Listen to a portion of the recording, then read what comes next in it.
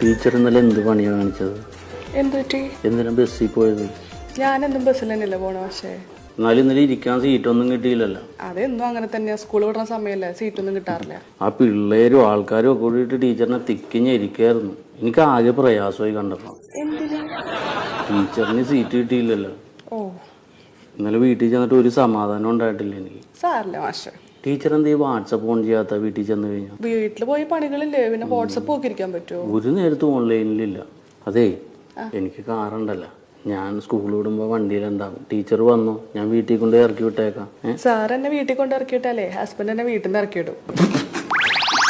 Sir എനിക്ക് അടുത്ത period ക്ലാസ്സിലാണ്, വെറുതെ പ്രശ്നം ഉണ്ടാക്കില്ല, അവിടെ പോയിരുന്നു. മാഷെ, ഞാനിന്ന് ബൈക്ക് എടുത്തിട്ടില്ല, എന്നെ ഒന്ന് കാറിൽ വീട്ടിലിറക്കി വിടും. ഞാൻ ആ വഴിയല്ലല്ലോ മാഷെ.